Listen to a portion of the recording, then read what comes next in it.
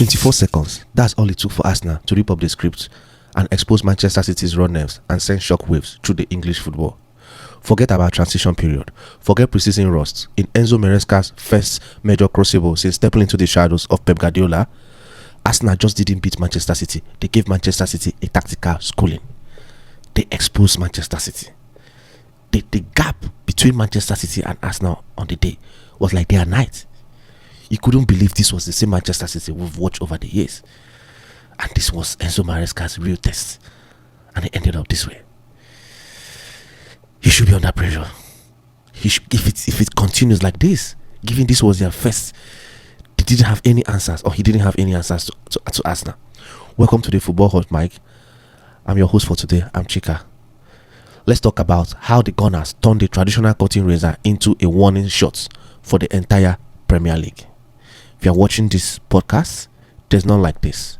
We don't break the English Premiership news for you. We break it down for you. We give you insights, tactical breakdown, statistics, and we'll make you understand how the game went.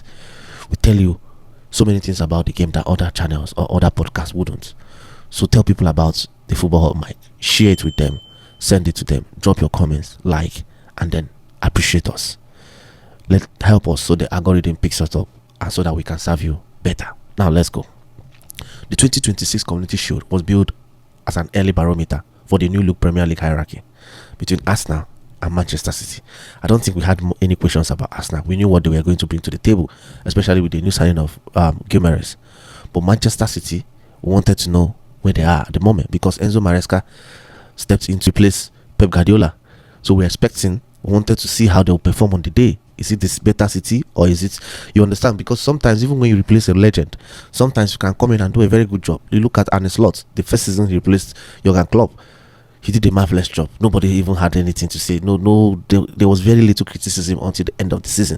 So we expected the same with City, maybe, because given what Enzo had done in Chelsea and given that he had stayed in City, or he was at City for such a long time, but it didn't end up that way. Instead, it became a glaring exhibition of two clubs heading in opposite directions. Arsenal arrived with a structural maturity, a team that had gone through 8 seasons now under Arteta's cohesive vision, punctured by a stunning 23rd second strike from Riccardo Calafiori, which is the fastest goal in the fixture's history since 1968. Riccardo Calafiori's goal is the fastest goal in the Community Shield history since 1968. Goals from Kai Havertz and Martin Odegaard rounded off clinical masterclass. 3 players I want to shout out: Guimaraes, Luis Kelly, and then Martin Odegaard. Look at Odegaard. He was injured most of last season. He was a shadow of himself for last season. In fact, one of the reasons why Arsenal, people had doubts about them at the end winning the Premier League was because of the form of Martin Odegaard and Saka. They both had a very bad season to forget last season. Even when Odegaard was back, he was not back to his best.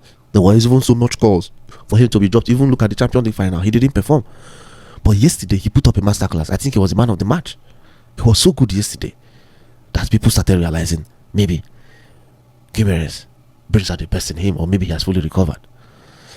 So you also look at Luis Kelly. Remember, Zubimendi didn't start the game. And also, Declan Rice didn't start the game. So you look at these 2 players, we are on the bench, and yet Arsenal, we are that good on the night. Damn! You had Guimaraes and Luis Kelly in deep midfield with Odegaard in front of them in a 4-2-3-1 formation or 4-3-3 formation. You didn't start Zubimendi, you didn't start Declan Rice. That shows you the kind of depth Arsenal has, or the kind of depth Arsenal has going to the next season. So much depth. Manchester City looked disjointed and brittle and defensively exposed. With record signing Elliot Anderson, 160 million record signing Elliot Anderson, struggling to anchor the Arsenal midfield, and Erling Haaland starved of service. Before an hour substitution for both of them. Both of them had to. Haaland was substituted in the 60th minute. Around the 60th minute with Elliot Anderson. They didn't even finish the game. The post-Guardiola transition under Maresca faces an immediate crisis of depth. Yes, they have to fix it. Making his debut following a £75 million move from Newcastle United, Bruno Guimaraes played like he had spent 3 years anchoring Arsenal's engine room. He was marvelous on the day. You couldn't believe he was making his debut. You could not believe he was making his debut. The way he played with Luis Kelly and then Martin Odegaard. You would think he has played 3 years for Arsenal. And remember, he's 29 years old. So he's just plug and play. He's in his prime right now. So that tells you Arsenal is built to win right now, not for the future like Chelsea. That doesn't mean they don't have players for the future also, because if you look at the age of the team, it's a young team, but they are built both for the future and for the present. And you look at this, they are the favorites to retain the title this season. You have Guimaraes in the center. Guimaraes flowed rotation with Martin Odegaard, and Luis Kelly completely nullified Martin Kovacic and Manchester City's press. It just nullified it. It was as if City was not pressing them. Crucially, when Declan Rice replaced Guimaraes at halftime, Arsenal didn't drop intensity. They just continued, or they even became better. They kept squeezing and they kept going. Like, everybody should be scared. Everybody. City, Maresca planned to press or choke Arsenal. But the problem is, he didn't have legs in central midfield. Kovacic and Anderson were lightweights compared to what Arsenal had. They couldn't press. They didn't have the intensity. They didn't have the legs. City have a very big problem. And now, looking at it, Rodri didn't even play. And Rodri is departing to Barcelona for over 70 million euros. So you look at City, that means Enzo Fernandez is a must. But you even look at Enzo Fernandez, even when they signed him, would he have made any difference? I don't really think so. I just think they don't have the personnel, and then Maresca had his tactics wrong. This proves that Mikel Arteta has finally found the squad and the depth to rotate without dropping tactical standard. That was the problem Arsenal had, apart from the starting 11 and 2 substitutes. If once you change them, they become weak. But they don't have it anymore. They have quality in abundance. They have quality. Saliba didn't even start. He's injured. Mascara started and played perfectly. Extremely perfectly.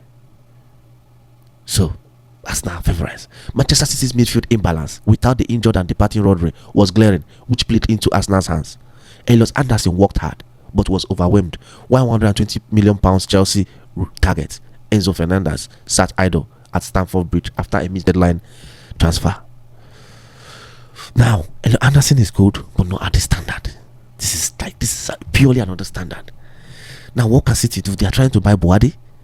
Ayo Boadi. So are they going to pair Fernandez with Boadi and then Anderson? Letting Boadi and Anderson sit in deep midfield, and Fernandez as a number 10 in a 4-3-3 or 4-2-3-1. But the problem is, even at that, I don't think it makes any difference when you play the likes of Arsenal. This was a masterclass. There was no argument about how good Arsenal was in the game. Enzo Maresca's high press was easily bypassed because Manchester City's central midfield pivot or pairing of Kovacic and also Elliot Anderson lacked press resistance and positional discipline. They were just all over the place. Arteta schooled Maresca on the day. Just schooled him, disgraced him. But that's just the first game. You don't judge a coach with his first game. You still have so many games to judge. Maresca has, I think, a 4-year contract or 3 years contract. So you are not going to judge him in one game. But at the same time, this could heap more pressure on him to perform.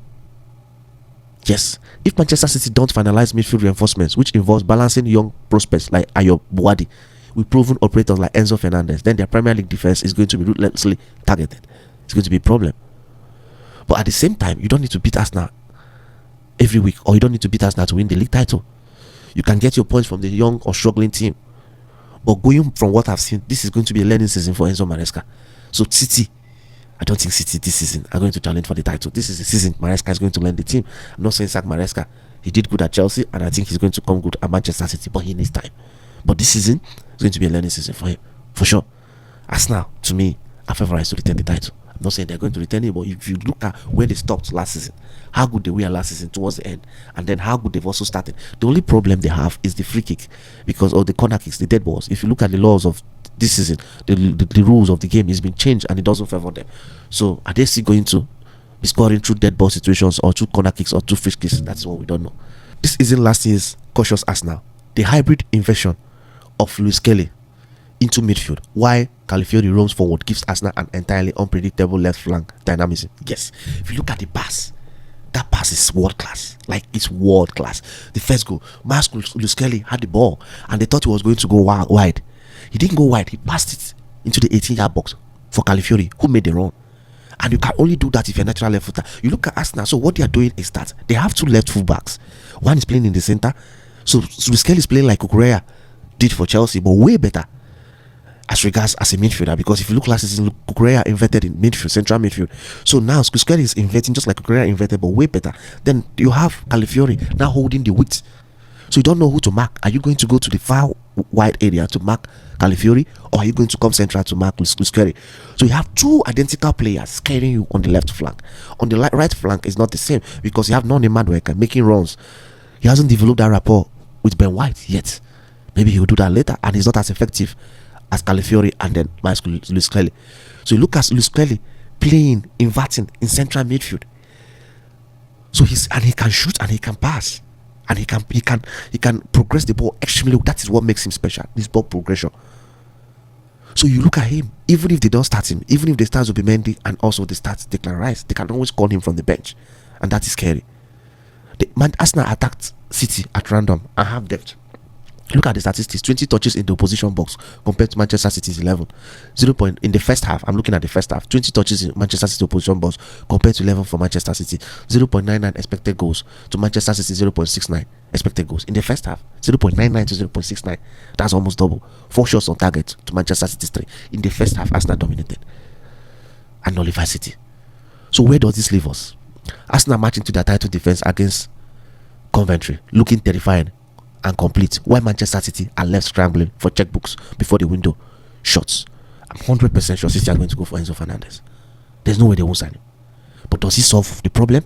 The problem is, even what is Enzo Fernandez's best position? Look at his goals and his assists. Is very, very, very, very, very massive. He's good forward.